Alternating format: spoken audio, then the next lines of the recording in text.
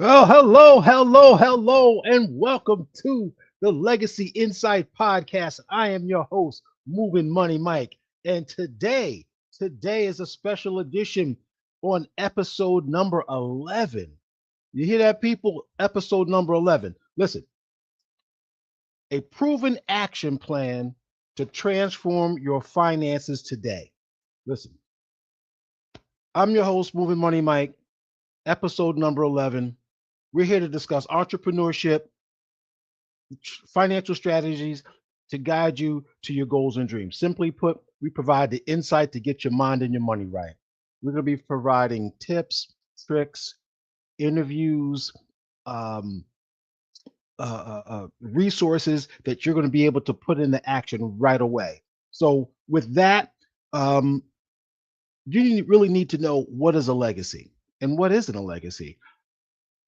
What is insight versus sight when it comes to a legacy? My goal is to assist you into becoming a better informed individual, entrepreneur, and person to get your mind and your money right. So it's time to let's get smarter. So I got my trusty notes here. We're going to dive right into the show. It's time to get smarter. So, episode number 11, right? Our pillars, the last 6 episodes was the 6 pillars to the framework of a legacy. And this is the action plan, people, for those 6 pillars. I'm going to do a real brief a recap to these 6 pillars, and this will be calls to action, right? Because see, what good is knowledge if it's not applied? What good is health without well? We talked about these things, right? There are certain things that just go together: action, plan, and a strategy, right? And I'm going to give you all three of those tonight. So here we go. We're gonna recap these 6 pillars, and there's gonna be some challenges that you can implement immediately. So here we go. Knowledge without action builds nothing. Today we're gonna turn those six pillars into a personal roadmap to financial transformation. So with each one of these calls to action, you're gonna be able to put them to use right away. I've said this, right? So the first pillar was learn. The core idea here is that you've got to get basic financial literacy and intelligence. So there's two different things, right? So let's talk about those two things. What is financial literacy? Learning the tips, the tricks, the tools of financial gain that are out there in the marketplace. Reading books. We're going to be doing some book reviews of some really great basic financial information that you'll be able to actually read, research, and do your own research so that you can understand it better, right? See, there are a lot of people who are different types of learners. Some people's got to touch, some people got to touch it, some people got to feel it, move it, all that kind of things. And I want to give you those resources that you can do and learn just the way you know best for yourself. But I also want to be able to give you the instruction on how to address it. So, what is the difference between literacy and intelligence? Like I said, literacy is actually knowing what the tools are and and where to get them, right, and to put them to use. Intelligence is being able to articulate what those tools are to someone else, and to be able to apply them to yourself in your situation, right? So literacy is getting the information, knowing and understanding. Intelligence is being able to apply it to your particular situation, right? Because there's no one size that fits all. So you got to have financial literacy and financial intelligence. And that's what this show is all about, telling you the differences and how you can apply these tools and these tips and these products and services to your personal life. That's what we're here for. So that's one of the first pillars is learn. So I want you to create a simple budget um, in this action plan. Simple budget. It's going to require all your necessities: mortgage, rent, food, gas, transportation. If you got all the insurances and things that you need to protect yourself, or the things that you've acquired. You got to put some play money in there too, because all work and no play makes you a dull person, right? You don't want to be that. I can tell you that. So you want to get that budget in place, and you want to make sure that you check your credit score. There's nothing more basic than that. You need to have that budget in place. You need to know what your credit score is so you can start working on improving that. Because once you have your budget in place, you can start telling your money where to go, because it's got to have a destination, right? I told you, money's a tool, right? So once you get you check the credit score, and then you want to calculate your net worth, and you want to do that right away, right? So you want to know what's coming in, what's going out, and the difference is your net worth, right? That's where we are, right? And you know your credit score. Now you know how much you're actually working with. So that's very key, very key. So that's the first pillar. Um, there's some free credit apps out there that you can actually get to. Um, there's Credit Karma. There's quite a few of them, right? I don't get any affiliates for recommending anything, but I would say Google, um, free credit places and reporting agencies that could get you that information, and you want to monitor it, right? Make sure that there's no bad information out there on you, and if it is bad, you want to address it and get it off your credit report. Next thing is, um you got to get a basic spreadsheet, right? So like I said, what good is having a plan and a goal without a strategy, right? It's three things: a goal, plan, and a strategy, right? Because a goal and a plan is good, but if you don't have a strategy on how you're going to execute that plan, how you going to get there? If you got a strategy and a goal and no plan, you see where I'm going with this? All right, so here we go. Um, you get that credit report, you get that spreadsheet, so that you know what's coming in and what's going out. And if you don't know your numbers, you can't grow your legacy. It's just that simple. I tell my boys all the time, there's no sense in knowing all the sports teams and players stats and what they were doing. Like I was watching the game today. My Steelers came out and played the Jets, right? They won by what was it, like 1.2 points in the last few seconds of the game, right? But I don't know those player stats. I've been a Steelers fan forever, right? But I don't know their stats. Don't want to know their stats, right? I heard them talking about how much money each one of these players got. Like, one kid got $150 million, right, for playing the game. So what? So what? He got that. Good for him. Good for him. Bless him. Bless him. But that's not me, right? I got to get my 150. That's what it's all about. By having a financial plan, having a goal, and executing a strategy. Here we go. Pillar number two: the core is elevate. The core idea of this is to increase your income and your assets to build some momentum. That's it, right? You got to elevate, meaning that you've got to have some kind of side hustle, some way of creating more income. If you've got one job and it's not enough, what are you sitting around for? Do you have any skills that you can actually put into action? Can you speak? Can you cook? Are you an artist? Do you sing? Do you act? Right? Um, are you good at playing video games, right, where you might be able to monetize that by getting into tournaments, right? There's a lot of things that people can do to monetize their efforts, right? There's a lot more avenues out there because of the technology that we have today. So one thing you want to do is to increase your income and start building momentum with that income, right? So call to action. Pick one way to elevate this month. One way. So, right, we already got the first pillar, get the education going. Now we're going to start increasing our income. So you got to pick one way to elevate this month, whether it's a side hustle, investing a small amount into an interest bearing account, or product or services that's going to pay you better than the inflation rate.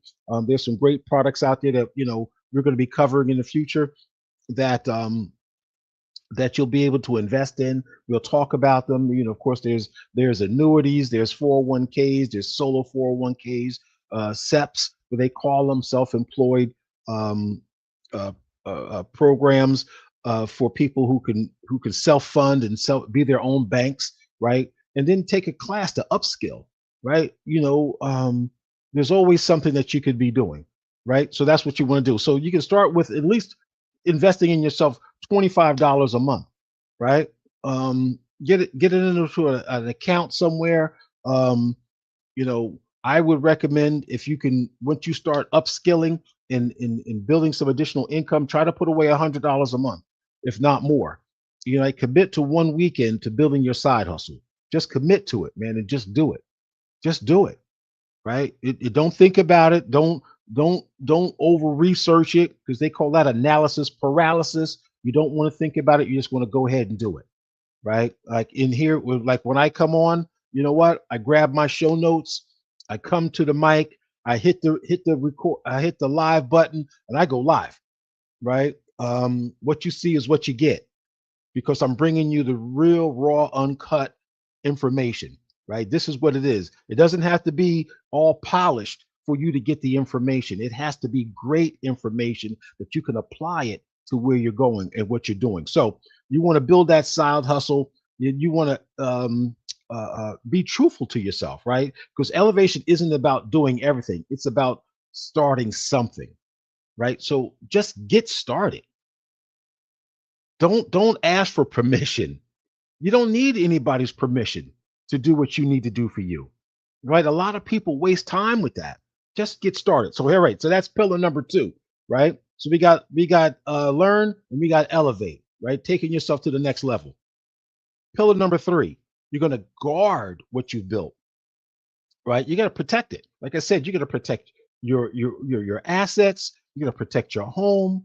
Most of all, you got to protect you. You got to protect your time, your emotional state, your rest. You got to do these things. Okay, that's what's happening. Um, what? Uh-oh, I'm getting a sign here of some things happening, but we're gonna keep right on going, right? So that's pillar number 3, right? You want to call your insurance agent this week and get him to go over some things for you. Make sure that he's recapping what you already have in place when it comes to your protection, right? Wealth without protection is just a target waiting to be hit. Man, I couldn't say it any better, right? So, pillar number 4, you got to get in alignment with your spouse, your house, your goals, your plans. Your all the tools that you have that's going to get you to where you're going. You know, money and family must move together. That's really this. So the call to action here is have a 15-minute money conversation with your spouse or your children or even with yourself. So pull up that mirror and talk to yourself like, hey, I need to get this thing together. I need to get this thing working, right? You can start with the kids by giving them a change jar, right? Setting some shared values about saving money for a vacation, or if for school time, right? So everybody's going back to school, right? They're going to want some extra things. They're going to want to look fly when they go to school. Well, hell, guess what? The leaves need raking. The trash need to go out. The ladies, we need to help clean up a little bit. Help your mom, help your dad clean up the house, right? Earn that extra cash to get some things. That's getting in alignment about respecting money, because money's a tool, right? It's not a privilege. It's not a given, right? So a dividend family weakens a divided family weakens a legacy, and a aligned family multiplies it. So All right, I'm getting this sound in my microphone, and I apologize for that. Um, so pillar number 5, change. What do we got to do about that? Well, the change is breaking the destructive generational cycles that we talked about from living paycheck to paycheck, right? So the call to action here is to identify one bad money habit that you inherited, like living paycheck to paycheck, and replace it this week with a positive habit, right? Moving from niceties to necessities, right? Real simple. Save before spending, automate savings, have it taken right out of your paycheck before you even see it, right? That's called raising your zero. Or cut up one of those unnecessary expenses, like a credit card that you don't really need. Just get rid of it and and don't spend that extra money. So you are the generation that gets to say the cycle ends here. So that is truly a way of breaking generational cycles, right? So that's you're the core driver. So the pillar number 6 is you. This is the last pillar in the legacy framework, right? You. It's all about you, right? So the call to action here is to write down your money story. What were your habits before? What were your ideas and beliefs about money? And what are you going to do to improve them, change them, and get so that this you become the sailor and the driver of the new narrative of your life, right? Because we write our story of our lives every day, and that's what we should be doing. Both the shame and the lessons, then reframe it as a starting point to your change.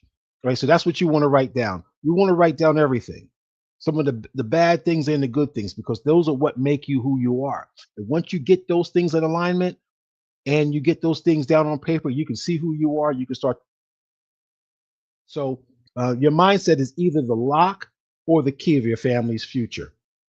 So that's where we are. Um, what else is it?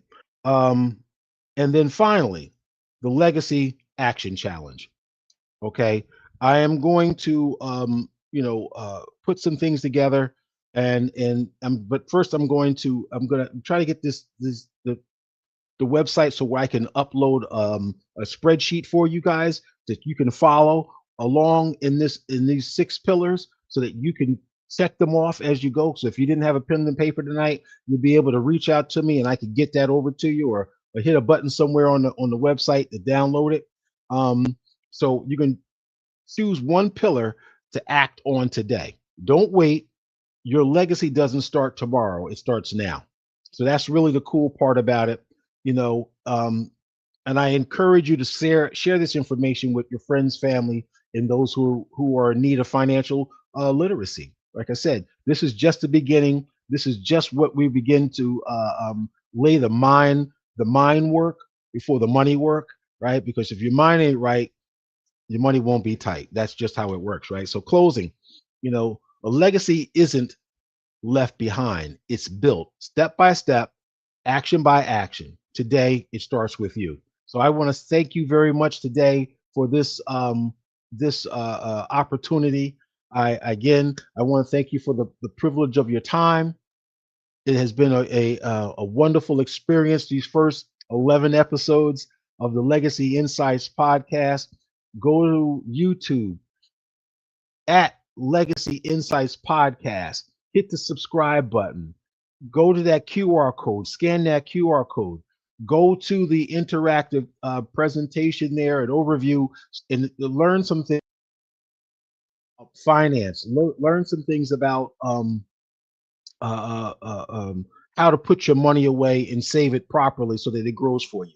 So those are really those tips and tricks that you need to get started. And as the weeks and times go on, we'll have more information for you. So with that, we do appreciate your time. This is Moving Money Mike. Hit that like, hit that subscribe, comment below, and we'll see you in the next episode.